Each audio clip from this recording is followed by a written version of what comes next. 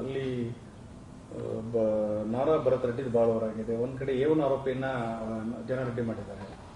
ನೋಡಿ, ನಿನ್ನೆ ಮೊನ್ನೆ ಬಳ್ಳಾರಿ ಘಟನೆಯನ್ನು ನಾವು ಗಮನಿಸಿದಾಗ ಒಂದು ಗುಂಡಾ ರಾಜ್ಯ ಕರ್ನಾಟಕದಲ್ಲಿ ಕ್ರಿಯೇಟ್ ಆಗ್ತದೆ ಅಂತಕ್ಕಂಥ ಇನ್ಫಾರ್ಮೇಶನ್ ಇವತ್ತು ಇಡೀ ರಾಜ್ಯ ತುಂಬ ಗೊತ್ತಾಗ್ತದೆ.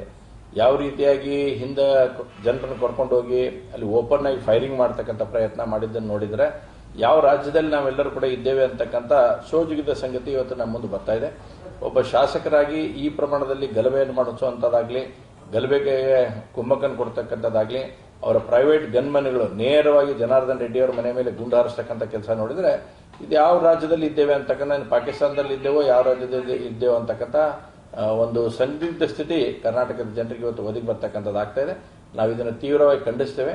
ಆದರೆ FIR ಅನ್ನ ಜನಾರ್ದನ್ ರೆಡ್ಡಿ ಅವರು ಕೂಡ ಕಂಪ್ಲೇಂಟ್ ಕೊಟ್ಟರೆ ಇನ್ನೂವರೆಗೂ ಕೂಡ ಅದನ್ನ ಕಂಪ್ಲೇಂಟ್ ಅಂತ ತಗೊಳ್ತಾ ಇಲ್ಲ. ಆದರೆ ಗುಂಡು ಹಾರಿಸಿ ಒಬ್ಬ ಯುವಕ ಕೂಡ ಈಗಾಗಲೇ ಮೃತ ಹೊಂದಿದ್ದಾನೆ. ಹೀಗಾಗಿ ಅದನ್ನ ತಕ್ಷಣ ಏನ್ ಜನಾರ್ದನ್ ರೆಡ್ಡಿ ಅವರು ಇವತ್ತು FIR ಅನ್ನ ದರ್ಜ್ ಮಾಡಕ್ ಕೊಟ್ಟಿದ್ದಾರೆ ಮತ್ತು ಅವ್ರ ಮನೆಯಲ್ಲಿ ಇರ್ತಕ್ಕಂಥ ನಾಗರಾಜನ್ ಅವರು ಏನು ದರ್ಜ್ ಮಾಡಕ್ ಕೊಟ್ಟಿದ್ದಾರೆ ಅವನು ಎರಡವನ್ನು ಕೂಡ ದರ್ಜ್ ಮಾಡಿ ಯಾರ್ಯಾರು ಆ ಗಲಭೆಗೆ ಸಂಬಂಧಪಟ್ಟಂತ ಶಾಸಕರಿರಲಿ ಇನ್ಯಾರೇ ಇರಲಿ ಅವ್ರ ಮ್ಯಾಗೂ ಕೂಡ ಕ್ರಮವನ್ನು ತೆಗೆದುಕೊಡ್ತಕ್ಕಂಥ ಕೆಲಸವನ್ನ ಸರ್ಕಾರ ಮಾಡಬೇಕು ಅನ್ನೋಂಥ ಆಗ್ರಹವನ್ನು ನಾನು ಮಾಡ್ತೇನೆ.